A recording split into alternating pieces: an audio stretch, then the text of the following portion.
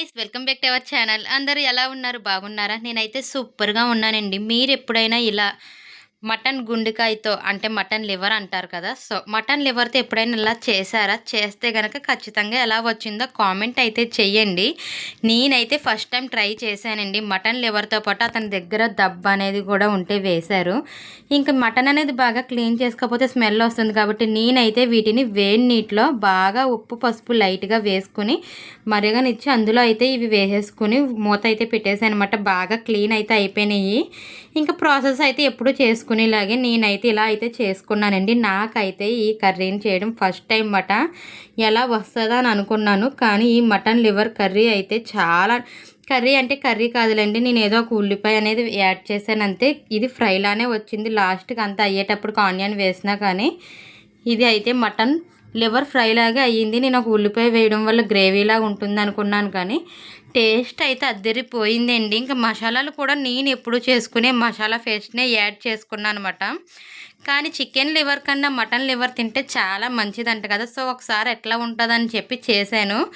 Health ఏమో కానివ్వండి, తింటే టేస్ట్ అయితే అదిరిపోయింది. మరి మీరు ఎప్పుడైనా తిన్నారా లేదా? తింటే మీకేమనిపించిందో కామెంట్ అయితే చెయ్యండి. ఇంతకీ హెల్తీయా కదా కూడా నాకైతే తెలీదు, ఎందుకంటే మేమైతే అసలు మటన్ అయితే తినము. ఎప్పుడో ఒకసారి అమావాస్యకి పున్నానికి మాత్రం సంవత్సరంలో 2 సార్లు అయితే కీమా అనేది తెచ్చుకుంటాం. మటన్ అయితే అస్సలు ఇంట్లోకి తీసుకురాము, తినము కూడా.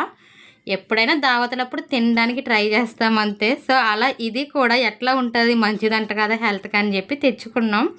కానీ చేస్తే టేస్ట్ అయితే అదిరిపోయిందండి.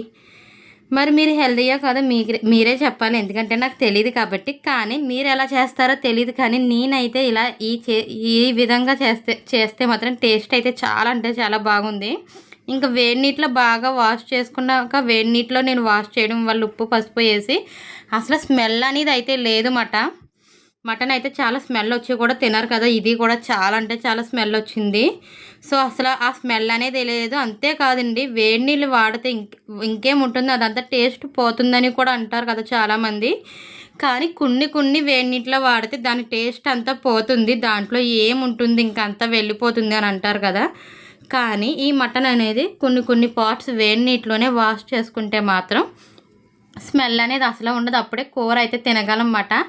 చూస్తున్నారు కదా, నేను రెగ్యులర్గా చేసుకున్నట్టు అదే మసాలాతో అయితే నేను ఈ మటన్ లివర్ ఫ్రై అయితే చేశాను. మూత తీసి చూసినప్పటికి గ్రేవీ అనేది ఎలా వచ్చేసిందో. అంతేకాదండి, గ్రేవీ అనేది వచ్చాక నేను మళ్ళీ కొన్ని నీళ్ళు వేసుకున్నాను, ఎందుకంటే మటన్ పీస్లో ఏదైనా సరే అది గట్టిగానే ఉంటుంది కదా. సో నీళ్ళు అనేది వేసుకుని నేను మళ్ళీ మూత కూడా పెట్టేసుకున్నాను. ఆ తర్వాత మళ్ళీ మూత తీసి కొంచెం హై ఫ్లేమ్లో పెట్టుకునేటప్పటికి నాకు అది మటన్ ఫ్రైలాగా అయితే అయిపోయింది మటన్ లివర్ ఫ్రైలాగా అయ్యింది. టేస్ట్ అయితే సూపర్ ఉంది మాట. మీరు కనుక ఎప్పుడైనా ఇలా లివర్ ఫ్రై ట్రై చేయకపోతే ట్రై చేయండి. ఆ ఉల్లిపాయ అనేది నేను వేసిన మసాలా గ్రేవీ వేయడం వల్ల అదైతే కాస్త గ్రేవీ కింద అన్నంలోకి కలుపుకోవడానికి బాగుంది.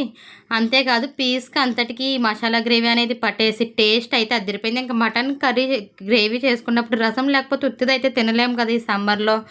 సో అందుకని చెప్పి చాలామంది పిల్లలకి ఎండాకాలం రసం పెరుగు ఉండాలి కదా గ్రేవీస్తో పాటు. సో ఇంకా అందుకని నేను మా పిల్లల కోసమని ఒకవైపుని ఇలా చూస్తున్నారు కదా, మూత తీసి చూడగానే ఆ మటన్ గ్రేవీ మొత్తం ఫ్రైలా దగ్గరగా అయిపోయింది. సో అందులోకి నేను రసం కూడా నా స్టైల్లో తాలింపు రసం అయితే పెట్టేసుకున్నాను అనమాట.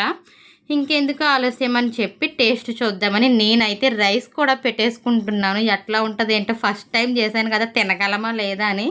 కానీ అసలు మటన్ లివర్ గ్రేవీ అయితే అద్దిరిపోయింది మాట. అసలు స్మెల్ అనేదే లేదు. అంతేకాదు ఫ్రై చాలామంది ఫ్రై చేసుకుంటారు కదా, చికెన్ ఫ్రై అలా లివర్ ఫ్రై అలా అదే టేస్ట్ ఉంది. గ్రేవీ అయితే అద్దిరిపోయింది మాట. అంటే మరీ కూరలా కాకుండా ఫ్రైలా కాకుండా అట్లా. మీకు కనుక ఈ వీడియో నచ్చితే లైక్ చేయండి. బాయ్ నెక్స్ట్ వీడియోలో కలుద్దాం.